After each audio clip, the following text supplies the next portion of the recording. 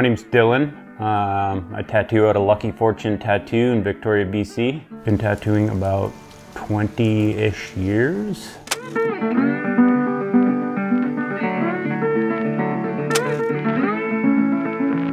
Yeah, so in my 20s, I was kind of just working all sorts of shitty jobs and didn't really know what I wanted to do. So I went to art school. I went to Langara over in Vancouver. I signed up for the fine arts program. Halfway through art school, I was like, I don't know about this art stuff. You know, I'm not really a fine artist. Did 2 years of that. And at that time I was getting tattooed by Jamer at Government Street Tattoo. And I was kind of like, yeah, I don't really know if this like fine art stuff is for me, you know. I was like more into like, skulls and snakes with daggers through their heads and shit like that, you know, like stuff for like dumb people, like not, you know, like not smart people fine art. Like that's just wasn't for me, you know.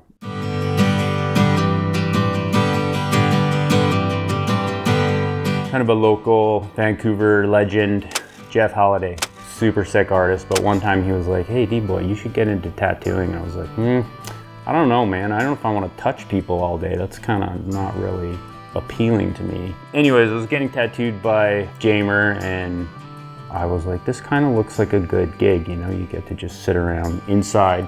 You're not swinging a hammer in the rain or anything. This looks like a good gig, like sit around with your buddies, draw wizards or skulls or Grim Reapers or whatever. I was kind of like, you know, maybe this is a good gig. Like, I don't really know how to go about getting into it or whatever, but I think the first tattoos I did were at my buddy Billy's house in his kitchen. This dude, Biker Billy, who was kind of just like this weird, mysterious character that, I don't know, he was like a part-time tattooer and like a biker guy. And my first tattoo I ever did was a tattoo on his knee.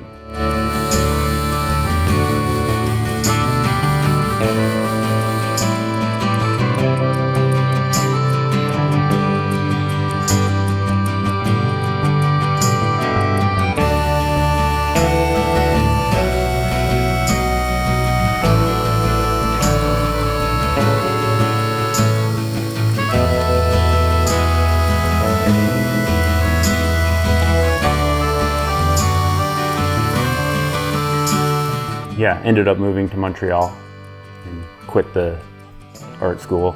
I remember Jamer was like, as soon as you get to Montreal, you gotta go to Point St. Charles Tattoo. You gotta find an old guy named Tony Danessa, see if he still does those $20 names. And so I found him. I went to Point St. Charles, found Tony Danessa. He's like this legendary old tattooer from New York. And I went in there and I said, hey, Tony, do you still do those $20 names? And he says to me, he goes, nope, they're $30 now. And I said, oh, okay, well, I'll still get one. So I got a name, a really, really incredible tattoo from him.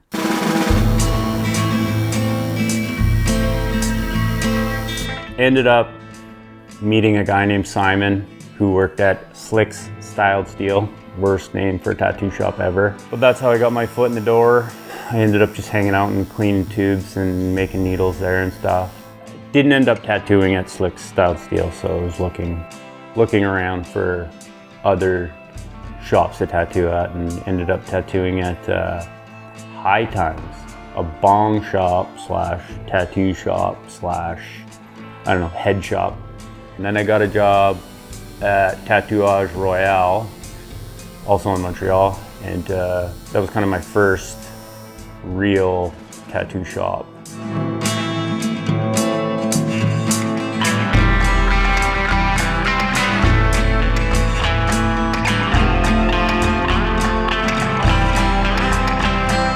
And around that time, Jamer was still out here at Government Street Tattoo, and he was seeing my work on like MySpace and stuff, and I guess he noticed that I was like getting half decent at tattooing and was like, hey Dboy, you ever want to move back out here? You can come work in my shop.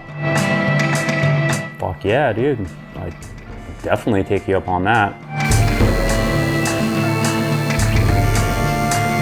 Yeah, I ended up moving back here, back to Victoria, and Jamer had Jerry Swallow working at the shop that time. Yeah, unfortunately when I moved back to work with Jamer, things weren't working out with Jerry here. I think he had enough of the West Coast, he wasn't into it. So like right when I moved back, I think I worked one day with Jerry Swallow and he ended up moving back east. So it was just me, Jamer, and Chris David, who now owns Government Street Tattoo. That's really where I'd say my tattoo career really started.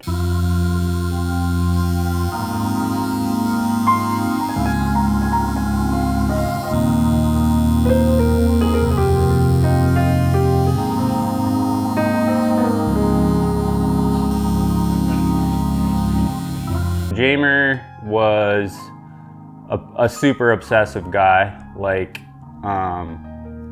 he was like, Dboy, you're not allowed to draw at home. You got to do all your homework here at the shop. We got to do it together, and you know, you got to be here constantly and just draw your ass off. And okay, dude, yeah, no problem.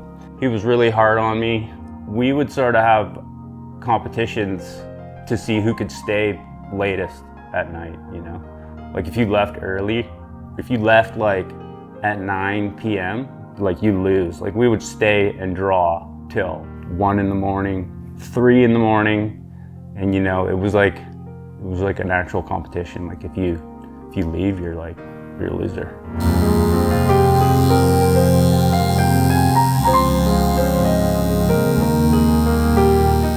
Oh yeah, he was also like one of the best skateboarders I've ever met in my life. Like, I mean, that's just another example of his obsessive personality. Everything he did, he put in like 1,000%, right? Super funny, smart guy. Too smart, really. One of those people is like too smart for their own good. Totally insane, fucking hilarious. Yeah, R.I.P. Jamer.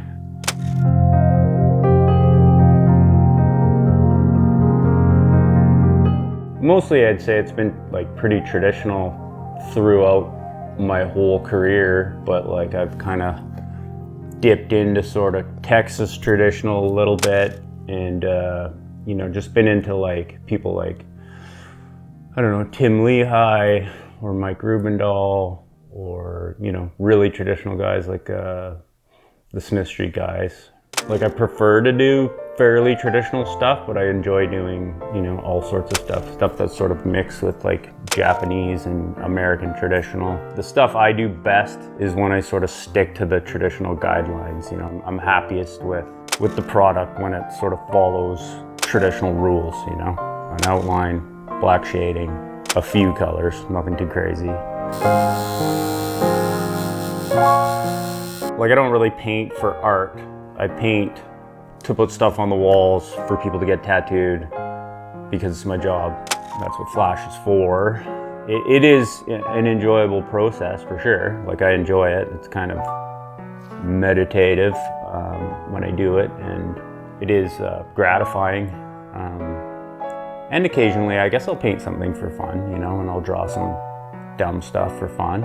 I paint stuff for the walls, and I'll sort of leave it on the walls for a while, and then we'll just sort of cycle through it and be like, kind of sick of looking at that. You know, maybe people are sick of looking at it too. People who come in here regularly want to see some new stuff on the walls, so once in a while we redecorate and put up some new stuff. Also, you know, I'm always working on my line drawing book, and there's always new designs in there for people to look at and pick from.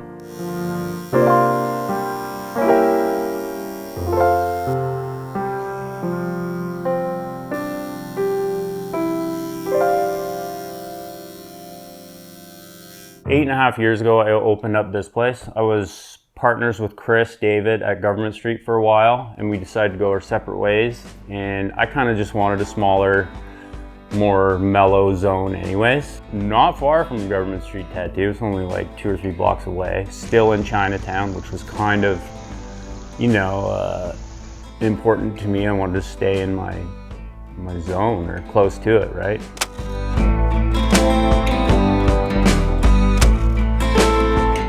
Johnny Murdoch, he came down here and worked with me for like 5 years. So it was me, him, and Kurt.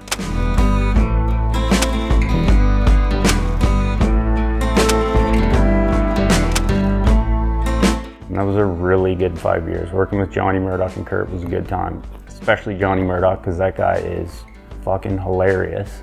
Just a weird character.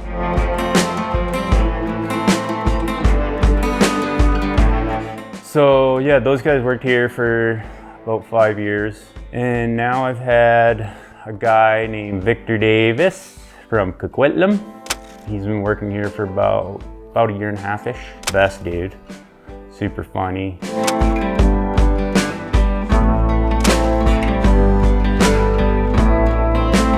Yeah, I don't know. I mean, I just want my tattoos to be seen as solid, you know, well executed, clean, well designed, laid out properly. You know, I want them to look pro. I think it's important, it was important for me. I think it's important for all tattooers really to travel around and get tattooed by, you know, some legendary tattooers out there. And I got my back piece done in Washington by a guy named Jason Coons. I've been tattooed in California at Blackheads Tattoo. Been tattooed in Norway by Marius Meyer. That was an epic trip. I was lucky enough to work at Rock of Ages in Texas and Pinnacle Tattoo. I got my ribs tattooed by Tony Hundal in Texas, and I got a couple other tattoos. I got a tattoo from Steve Byrne down there, like Mike Rubendahl and you know, Tim Lehigh.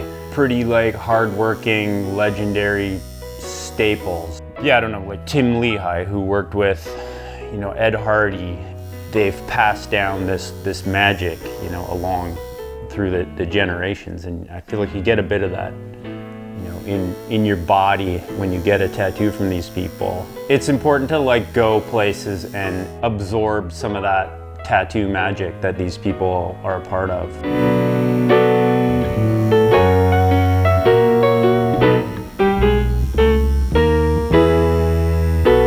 Yeah, like thanks to anyone who gets big work from me. That stuff is always an honor to do, and I've been lucky enough to do, you know, a lot of big stuff like backs and sleeves and fronts and whatnot, and I'm grateful for that. Shout out to anyone who's got big work from me. Thank you.